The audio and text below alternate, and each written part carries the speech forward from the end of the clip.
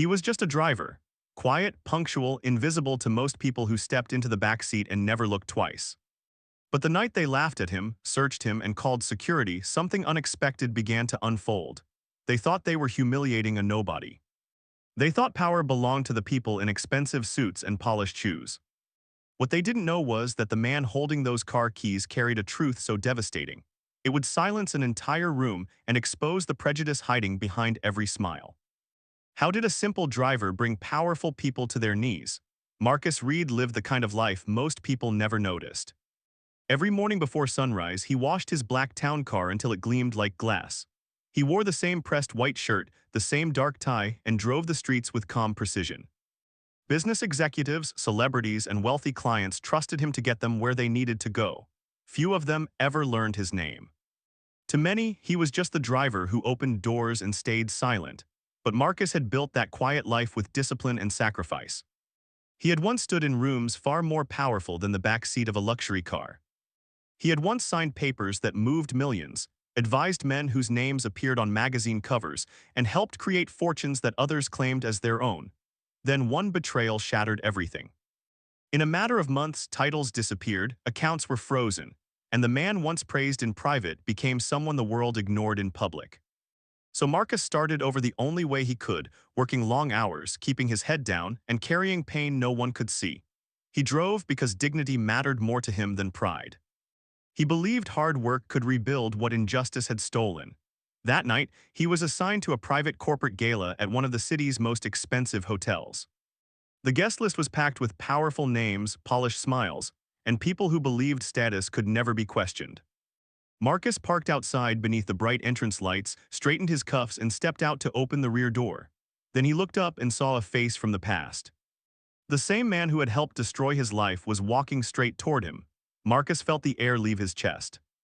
Coming through the revolving doors was Victor Hale, the same executive who had smiled beside him in boardrooms years earlier. Then quietly signed the papers that blamed Marcus for crimes he never committed. Victor had kept his fortune, his reputation, and his seat at the top. Marcus had lost nearly everything. For a moment, their eyes met.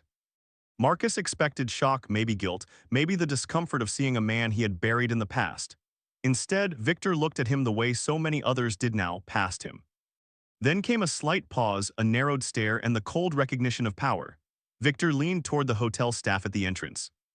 Within seconds, two security guards turned and looked directly at Marcus. Their expressions hardened before a single word was spoken. One pointed toward the curb where Marcus stood beside the car. The other touched his radio. Marcus stayed calm. He had learned that fear could be mistaken for guilt. He kept one hand on the open door, posture straight, eyes forward. Guests in glittering gowns and tailored suits moved around him, slowing just enough to watch. Something in the scene had shifted. The driver was no longer invisible. He had become a spectacle. A guard approached first, asking for identification in a tone that sounded more like accusation than procedure. Marcus handed over his license and company credentials. The guard barely glanced at them. Another asked what he was doing there, as if the uniform, the vehicle, and the reservation list meant nothing. Then came the request to search the car. Marcus knew the pattern: suspicion first, respect never, proof demanded only from certain people, never from others. He watched guests step past carrying bags, cases, even sealed boxes for the event. No one stopped them, no one questioned them. Yet he, the hired chauffeur with verified credentials, was treated like a threat under the bright hotel lights. The trunk was opened, luggage removed. Seats checked, glove compartment emptied, personal items placed on the pavement as strangers stared. Phones began to rise, some people recorded.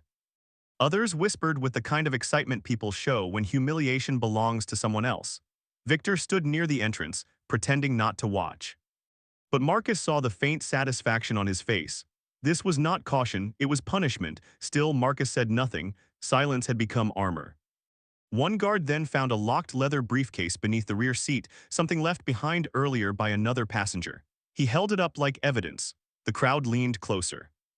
Victor took a step forward. The questions grew sharper. Whose case was it? Why was it hidden? Why was Marcus nervous? He wasn't nervous, he was angry. But anger from a man like him could be used against him in seconds. When Marcus calmly explained the case belonged to a previous client, they ignored him. The guard demanded it be opened immediately. Marcus said he didn't have the code. That answer only deepened their suspicion. Then Victor spoke just loud enough for nearby guests to hear. He suggested police should handle it. The crowd murmured. Cameras lifted higher. Sirens in the distance seemed suddenly possible. Marcus knew one false move could finish what Victor had started years ago. And then the hotel manager came rushing outside, pale and breathless, staring not at Marcus but at the briefcase. The manager pushed through the crowd and snatched the briefcase from the guard's hands with trembling urgency. His face had gone white. He kept apologizing, not to Victor, not to the guests, but to Marcus. The crowd fell silent, even the phones lowered. Then the manager entered the code and opened the case. Inside were contracts, sealed financial records, and a stack of documents marked with the logo of Victor Hale's company. On top sat a letter prepared for the board of directors, scheduled to be presented that very night. The manager read only the first lines before his hands began to shake harder. The papers exposed years of fraud, hidden accounts, stolen pension funds, illegal transfers, and signatures that traced directly back to Victor. Millions taken from employees who had trusted the company with their futures.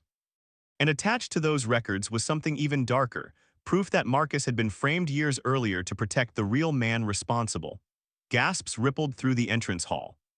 People stepped away from Victor as if guilt could spread by touch. Cameras turned toward him now. The same mouths that had whispered about Marcus were suddenly speechless. Victor tried to speak, but no sound came.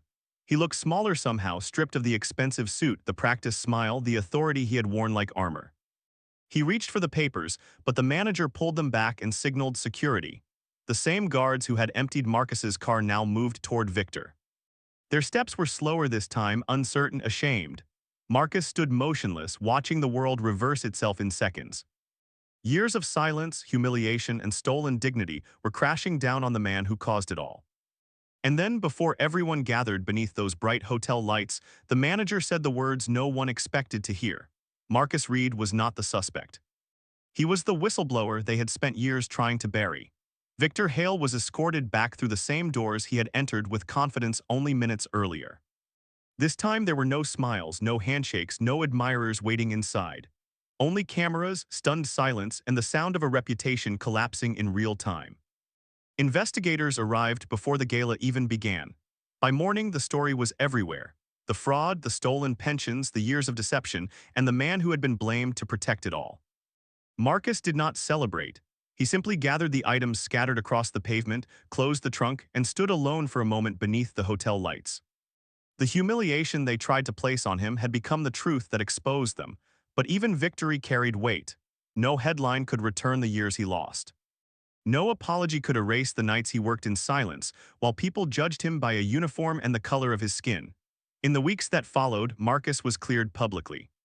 Former employees thanked him for refusing to stay silent. Families whose savings had been stolen finally understood why their lives had been shattered. The driver many ignored had been the only man brave enough to tell the truth. But this story was never only about one corrupt executive. It was about how quickly suspicion falls on some people and how easily power protects others. It was about how a man in a suit was trusted without question, while a black man in uniform was treated like a criminal in plain sight. How many times does prejudice wear the mask of procedure? How many innocent people are doubted before the facts are ever seen? If this story moved you, share it, talk about it, challenge it when you see it. Because racism survives in silence, and truth only wins when someone refuses to look away.